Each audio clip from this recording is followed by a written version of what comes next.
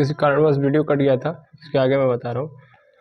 देखिएगा यहाँ पे mg sin थीटा आया है, आधे लोग फिर से कंफ्यूज होंगे, इसलिए मैं चाह रहा हूँ कि इसको कंफ्यूजन में ना रखा जाए।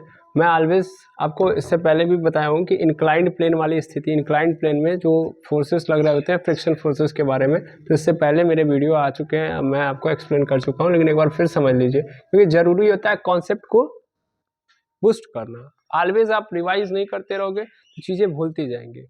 तो यही जरूरी है कि आप एक बार पढ़ लिए तो फिर उसको एप्लीकेशन में लेके आइए, यानी आप उसको एप्लीकेबल कर पाइए। अगर आप नहीं कर पा रहे हैं दैट मीन्स फिर से आपको रिवाइज करने की जरूरत है, तो वही काम करना है। यहाँ पे देखिए, अगर मान लीजिए एक सीधे पोर्शन पे एक ब्लॉक रखा हुआ है तो फिर कोई दिक्कत नहीं है, आपको सिंपल पता है कि यहाँ पे mg नीचे लग जाएगा, लेकिन मैंने इस ब्लॉक को कहाँ रख दिया, नीचे। यार एक बात समझो, जब भी ये सीधा रखा हुआ है तो एक एक्सिस ड्रॉ करो, इस एक्सिस के बीचों बीच से mg लग रहा था। मैंने क्या किया, इसी को थोड़ा सा ऊपर कर दिया। तो जब मैं इसी को ऊपर मतलब इंक्लाइन कर दिया, यानी ये हॉरिजॉन्टल था, हॉरिजॉन्टल से क्या कर दिया मैंने, थीटा एंगल क्रिएट कर दिया। तो जब मैं थीटा एंगल क्रिएट करूंगा, थोड़ा मेरी बात ध्यान से समझना, तो ब्लॉक क्या इस तरह हो गया, इस तरह हो गया। mg अभी भी नीचे लग रहा है, बट क्वेश्चन अभी भी मेरा वही है, क्या अभी एक्सिस सेम है? मान लो एक्सिस अभी क्या हो गई है, अभी ब्लॉक की एक्सिस ये हो गई है, हो गई कि नहीं हो गई? इससे पहले एक्सिस क्या थी, ये थी। यस और नो, सीधी थी ना एक्सिस, और सीधे एक्सिस पे mg नीचे लग रहा था। लेकिन अभी क्या हो गया है, प्लेन जब इंक्लाइंड हो गया है तो mg अभी भी नीचे लग रहा है, बट ये क्या कर रहा है, सीधे एक्सिस से ये क्या कर रहा है भाई, सीधे एक्सिस वाले से क्या कर रहा है, थीटा एंगल क्रिएट कर रहा है। यही थीटा एंगल जितना आपने इधर किया हुआ, ध्यान से समझना, जितना आपने प्लेन को इंक्लाइंड किया हुआ है, जितना आपने प्लेन को इंक्लाइंड किया हुआ है, इतना ही ये थीटा एंगल से mg क्या हो गया है, चेंज हो गया है। चलो नहीं समझे, मतलब फिर से समझो यार, इस ब्लॉक को मैं यहाँ पे सीधा रखा हुआ हूँ, तो ध्यान से देखूं, ये mg सीधा नीचे लग रहा है, ब्लॉक को मैंने टेढ़ा कर दिया तो भी मेरा mg नीचे ही लग रहा है, लेकिन इस बार एक्सिस चेंज हो चुकी है। पहले एक्सिस ऐसे थी जिसपे mg लग रहा था, अभी एक्सिस इंक्लाइंड हो चुकी है। कितनी इंक्लाइंड हो चुकी है, कितनी इंक्लाइंड हो चुकी है, थीटा। दैट मीन्स ये जो mg लग रहा है वह mg थीटा एक्सिस के, सॉरी सीधे वाले एक्सिस से, मान लो ये एक्सिस ए है, ये वाला एक्सिस बी है, तो ये एक्सिस एक से थीटा एंगल पे लग रहा है mg। कहने का मतलब ये है, क्या वो सेम एक्सिस पे लग रहा है, नहीं, बिल्कुल नहीं। यानी यहाँ पे क्या क्रिएट हो रहा है, यहाँ पे क्रिएट हो रहा है थीटा एंगल, यानी इसी कारण mg के कितने कंपोनेंट नजर आ रहे हैं, इसी कारण mg के 2 कंपोनेंट नजर आ रहे हैं।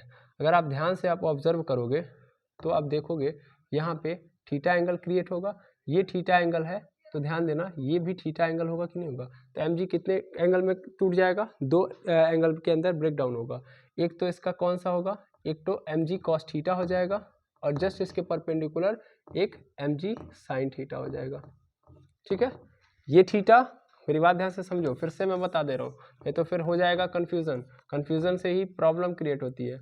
ये रहा m मास का जो भी ऑब्जेक्ट है, अगर ये ऐसे जा रहा है और ये क्या कर रहा है, ये सीधी एक्सिस है, सीधे एक्सिस के साथ क्या क्रिएट कर रहा है, थीटा एंगल क्रिएट कर रहा है। तो अगर ये थीटा है तो आप यहाँ पे अगर करोगे, लाइन ड्रॉ करोगे, तो ये वाला भी क्या हो जाएगा, थीटा। और अगर ये थीटा है तो mg क्या कर रहा है, थीटा एंगल बना रहा है, तो इस थीटा एंगल से अगर मैं यहाँ पे एक लाइन ड्रॉ करूँ तो ये क्या हो जाएगा मेरा, ये मेरा हो जाएगा mg cos थीटा, और ये मेरा क्या हो जाएगा, ये मेरा हो जाएगा आपका mg sin थीटा।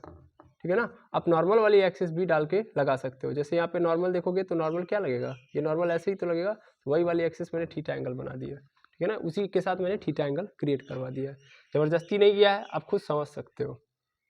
ठीक है ना, या कहो तो और एक बार समझाऊँ।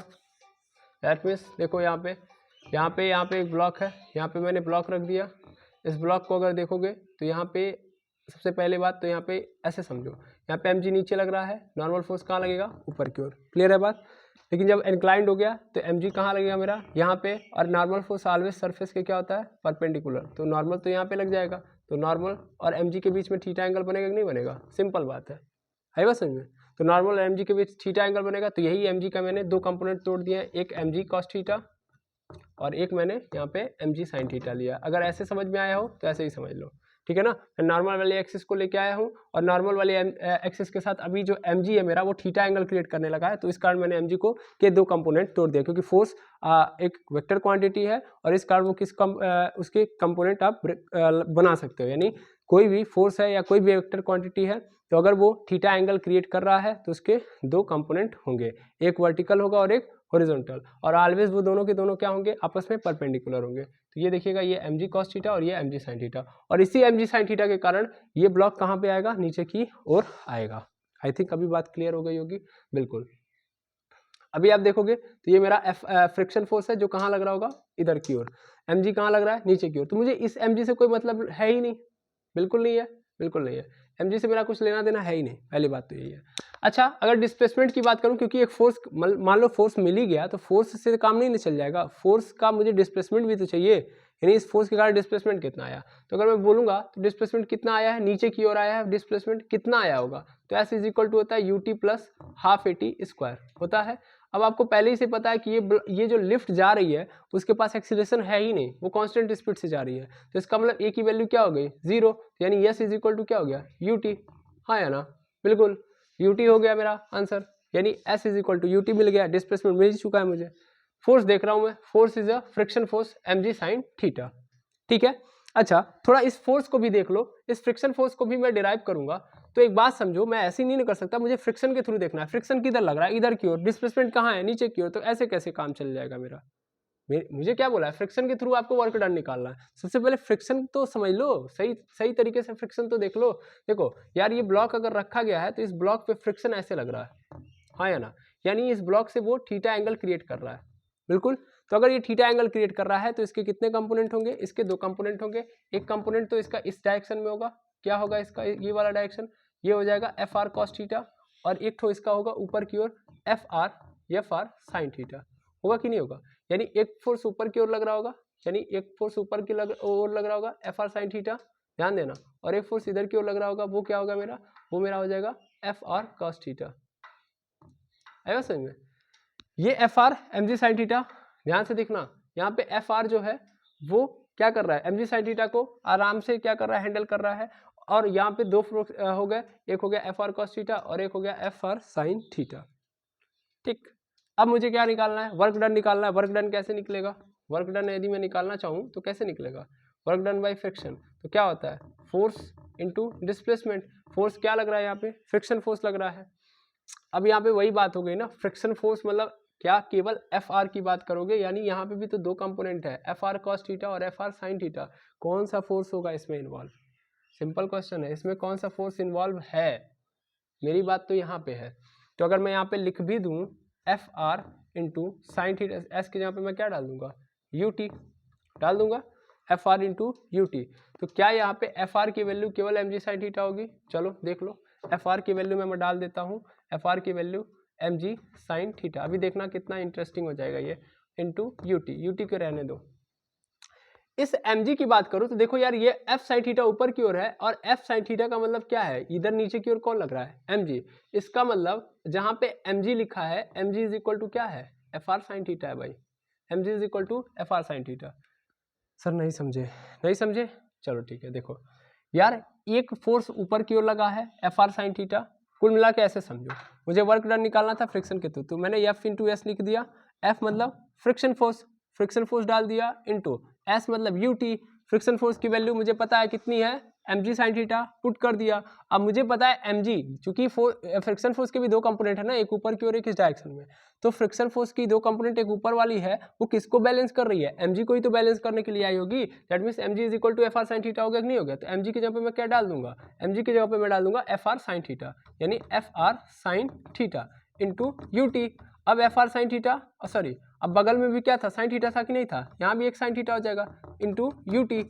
अब ये साइन थीटा दोनों क्या हो जाएंगे, मल्टीप्लाई हो जाएंगे, यानी F R sine square theta into U T.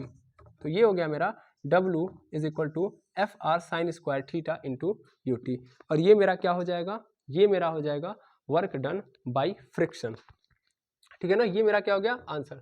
थोड़ा सा बहुत ज़्यादा तामझाम हो गया है, लेकिन आप सिंपली समझो क्या क्या किया गया है। सबसे पहले कुछ नहीं किया हूँ मैं, mg को ब्रेक डाउन कर दिया हूँ, mg के 2 कंपोनेंट बना लो, फिर फ्रिक्शन फोर्स के 2 कंपोनेंट बना लो, सिंपल ये क्वेश्चन आराम से हो जाएगा, ठीक है। आई थिंक ये बात समझ में आ गई होगी, नहीं समझ में आई तो मैं इसी क्वेश्चन को मिटा के पुनः एक बार और कर रहा हूँ, ताकि आप जल्दी से जल्दी समझ जाओ, ठीक है। देखो यहाँ पे क्वेश्चन में यही था कि एक लिफ्ट थी, लिफ्ट के अंदर एक इंक्लाइन प्लेन डाल दिया गया था, इस इंक्लाइन प्लेन पे एम मास का ऑब्जेक्ट रख दिया गया था, अब ये m मास का ऑब्जेक्ट जो था रखा गया था और यहाँ पे जो लिफ्ट थी वो कांस्टेंट स्पीड से नीचे आ रही थी, इसका मतलब a इज इक्वल टू 0 था। तो हमसे पूछ रहा था फ्रिक्शन फोर्स के कारण वर्क डन बताओ। तो हम लोगों ने सबसे पहले क्या देखा कि इस पर क्या लग रहा होगा, mg नीचे की ओर लग रहा होगा, मैंने डाल दिया। ठीक है, चलो अभी इसको नहीं डालता हूँ, हाँ mg नीचे की ओर डाल देता हूँ मैं। फिर मैंने क्या किया था, मैंने इस mg के दो कंपोनेंट बनाए, एक mg cos थीटा और एक यहाँ पे mg sin थीटा। और mg sin थीटा के कारण ये इधर आ रहा होगा तो ये सरफेस पे रखा गया, इसलिए इधर फ्रिक्शन फोर्स भी वर्क कर रहा होगा। अब मैंने जब देखा कि फ्रिक्शन फोर्स भी आ गया है तो फ्रिक्शन फोर्स भी क्या है, अगर सीधे एक्सिस के साथ देखा जाए, यानी क्या किया, इंक्लाइंड है ना, तो कितना इंक्लाइंड है, तो थीटा एंगल बनाया होगा सीधे वाले के साथ, सीधे वाले के साथ थीटा एंगल बनाया होगा। इस कारण इसके भी कितने कितने कंपोनेंट होंगे, 2, यानी क्योंकि फोर्सेस को हम कंपोनेंट में तोड़ सकते हैं, बिकॉज फोर्स क्या होता है, force is a vector quantity. तो यहाँ पे थीटा एंगल के कारण ये क्या है, एफ आर cos थीटा हो जाएगा और ये क्या हो जाएगा मेरा एफ आर साइन थीटा। अब देखा जाए कौन किसको बैलेंस कर रहा है, तो एफ आर बैलेंस कर रहा है एम जी साइन थीटा को, ये मिल गया मुझे, और यहीं से मुझे ये भी मिल गया कि F R sine theta balance कर रहा है एम जी को। That means F R M G sine theta को बैलेंस कर रहा है, जबकि F R sine theta M G को बैलेंस कर रहा है। क्लियर है बात, बिल्कुल, ये दोनों बातें क्लियर हो गई। अब उसके बाद हम लोगों ने डिस्प्लेसमेंट देखा, तो डिस्प्लेसमेंट यूटी आया, क्यों यूटी आया, क्योंकि ए की वैल्यू 0 थी, तो S is equal to U T plus half A T square होता है, तो ए की वैल्यू 0 पुट कर दी तो यूटी केवल बचेगा। ठीक है ना, इस बात को भी हम लोगों ने देख लिया।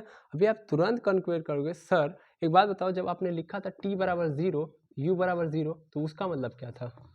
यही चीज समझाने के लिए मैंने दोबारा क्वेश्चन किया, सच्चाई है, ध्यान से समझो। आप जब कह रहे हो कि ब्लॉक शुरू में भी 0 पे था, शुरू में भी 0 पे ही था, तो कहानी वहीं पे द एंड हो जाएगी। अभी आप बोल रहे हो क्या बोलते हैं, अभी आपने जस्ट बोला कि ये कांस्टेंट स्पीड से नीचे आ रहा है समझ में।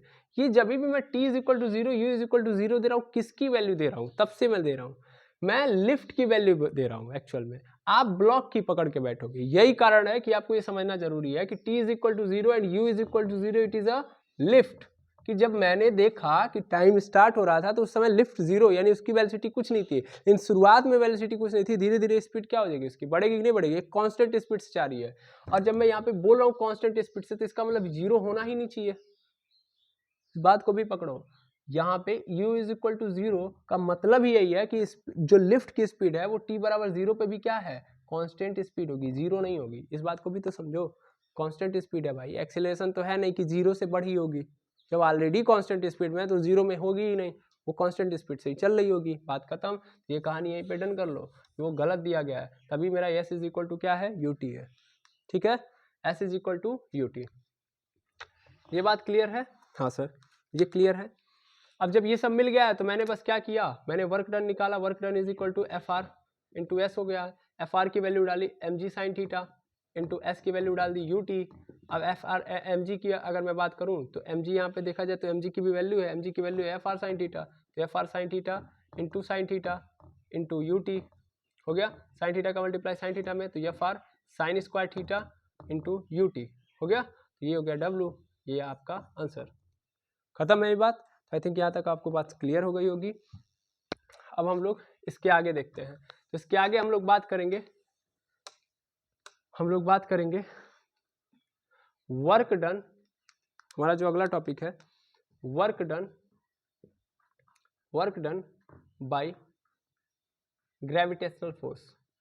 ये छोटा सा कॉन्सेप्ट है, उसको समझ लेते हैं, उसको भी, उसके बाद ये पूरी कहानी खत्म। इसके बाद हम आगे बढ़ेंगे तो हम लोग वेरिएबल फोर्सेस की बात करेंगे। ठीक है, तो work done by gravitational force, तो work done by gravitational force मतलब ग्रेविटेशनल फोर्स कौन सी फोर्स है, किस टाइप की फोर्स है, it is a constant force, ये कांस्टेंट फोर्स है। पहली बात तो ये समझ लीजिएगा, ये कभी भी चेंज नहीं होती है, ऑलवेज। कैसे सर, देखो आप मान लीजिए ऐसे सीधे चल रहे हो, सीधे चल रहा है कोई ऑब्जेक्ट, मतलब एम मास का ऑब्जेक्ट है, सीधे चल रहा है, तो ऑलवेज इस पे एम, यहाँ पे भी एम जी लगेगा, ये इस पोजीशन पे आ गया तो भी एम जी लगेगा, इस पोजीशन पे आ गया तो भी mg लगेगा, इस पोजीशन पे आ गया तो भी mg लगेगा। हाँ सर, इसमें कौन सी बड़ी बात है, स्ट्रेट रोड पे ऐसे ही करेगा। चलो ठीक है, स्ट्रेट पे तुमने बोला, मैं क्या बोलते हैं इंक्लाइन कर दिया पाथ, यहाँ पे एक ऑब्जेक्ट है तो भी mg लगेगा, यहाँ पे आ गया तो भी mg लगेगा, यहाँ पे आ गया तो भी mg लगेगा, यहाँ पे आ गया तो भी mg लगेगा, यानी हर सिचुएशन में ये mg लगेगा। अच्छा ठीक, अच्छा यहाँ पे भी नहीं समझ में आया, चलो तुम लोग सीढ़ी वाला केस देख लो। सीढ़ी वाले केस में देखना, सीढ़ी वाले केस में आप लोगों ने देखा होगा ऐसे सीढ़ी बना दिया मैंने, एक ऑब्जेक्ट मतलब एक लड़का है यहाँ पे है, तो कितना लग रहा है mg, पैर उठा के यहाँ पे रखा तो भी कितना लगेगा mg, यहाँ पे गया तो भी mg, यहाँ पे गया तो भी mg, यहाँ पे गया तो भी mg, यहाँ पे गया तो भी mg। यानी हर पोजीशन पे फोर्स चाहे ये कितनी भी हाइट पे जा रहा है, ये ऑलवेज इसका जो फोर्स है, जो ग्रेविटेशनल फोर्स है वो ऑलवेज क्या है, सेम है, वो ऑलवेज क्या है, सेम है। यानी ग्रेविटेशनल फोर्स हर पोजीशन पे क्या होगा, कांस्टेंट होगा कि नहीं होगा। क्या यहाँ से जब ये यहाँ पे गया है तो चेंज हो गया होगा, नहीं। क्या यहाँ से यहाँ पे गया है तो चेंज हो गया होगा, नहीं। क्या यहाँ से यहाँ पे गया होगा तो चेंज हो गया होगा, नहीं। क्या सरफेस के अलॉन्ग चल रहा होगा, यानी सरफेस स्मूथ है तो ज़्यादा लग रहा होगा, सरफेस नहीं स्मूथ है तो कम ज़्यादा लग रहा होगा, कम क्या बोलते हैं, कहीं ज़्यादा हो रहा है कहीं कम हो रहा है, कोई फैक्टर इसको कम या ज़्यादा कर सकता है, कोई नहीं कर सकता, किसी की औकात नहीं है ग्रेविटेशनल फोर्स को डाउन कर दे, क्योंकि ग्रेविटेशनल फोर्स ऑलवेज हर पोजीशन पे जहाँ भी जाओगे क्या होता है, इक्वल ही लगता है। दैट मीन्स एक ऑब्जेक्ट के लिए ऑलवेज वो क्या होगा, कांस्टेंट होगा। तो ग्रेविटेशनल फोर्स कांस्टेंट फोर्स का एक तरीका है। और हमने जितने भी अभी फोर्सेस देखे हैं, फ्रिक्शन फोर्स वगैरह देखा है, टेंशन फोर्स देखा है, वो सब क्या है, कांस्टेंट फोर्स का ही एग्जांपल है, ठीक है ना। Gravitational force is also a constant force, लेकिन ग्रेविटेशनल फोर्स में आपको फील आ रही होगी। आई बात समझ में, आ गया, हाँ सर। तो सेम ब्लॉक के लिए ग्रेविटेशनल फोर्स ऑलवेज क्या होगा, कांस्टेंट होगा। अब अगर मैं बात करूं इसकी तो थोड़ा सा एक बात समझिएगा।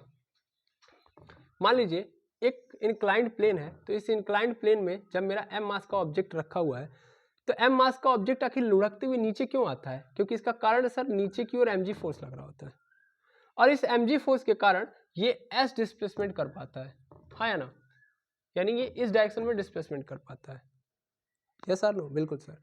अच्छा, हाँ, तो इसके इस डायरेक्शन में डिस्प्लेसमेंट का कारण है mg, यानी mg के कारण डिस्प्लेसमेंट हो रहा है, यानी फोर्स लग रही है इसलिए डिस्प्लेसमेंट हो रहा है, यहाँ पे वर्क हो रहा है ना। तो ऐसा वर्क किसके द्वारा किया जा रहा है, ग्रेविटेशनल फोर्स के कारण किया जा रहा है। अब मैं अगर बनाऊं इसको तो मान लूंगा कि यहाँ पे ध्यान से देखा जाए तो यहाँ पे क्या हो रहा है, यहाँ पे क्या थीटा एंगल बन रहा है कि नहीं बन रहा है।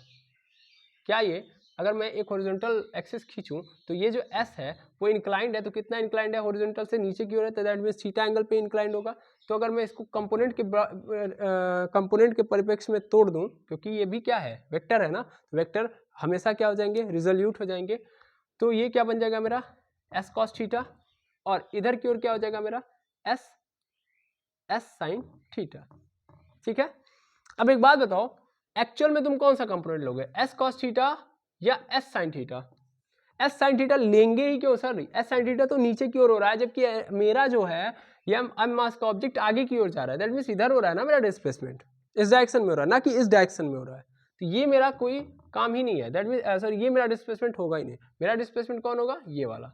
तो ये याद रखना कि ग्रेविटेशनल फोर्स के कारण ऑलवेज हम लोग वर्टिकल, ये वर्टिकल वाला है भाई, ये हॉरिजॉन्टल आपको नजर आ रहा होगा कि सर ये कैसे, ये आगे एस साइन थीटा होना चाहिए, एस कॉस थीटा नहीं होना चाहिए।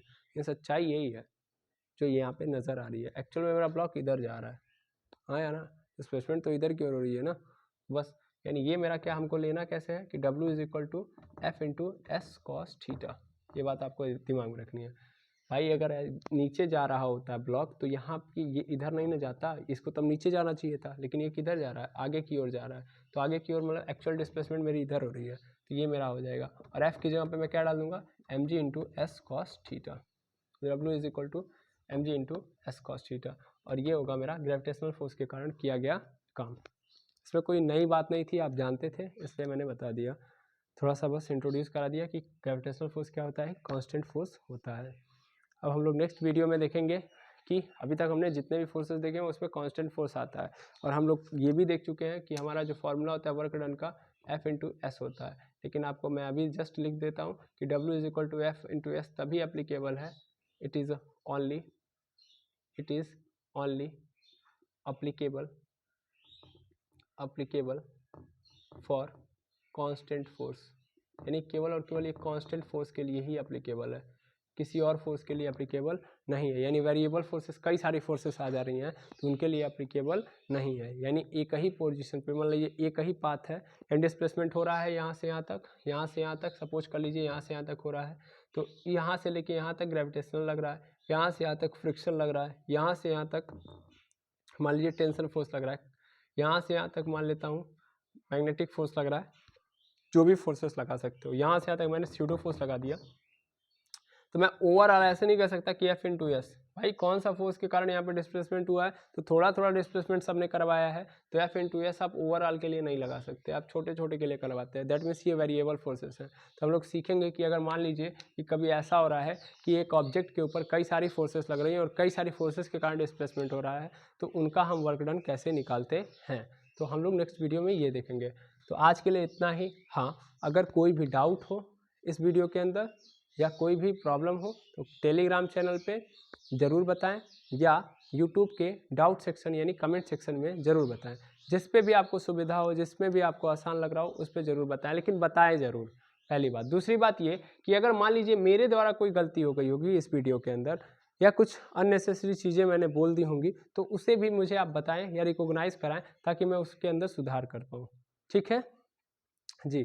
तो आज के लिए बस इतना ही। आगे हम लोग कल मिलते हैं नेक्स्ट वीडियो के अंदर। Thank you very much एमर्स।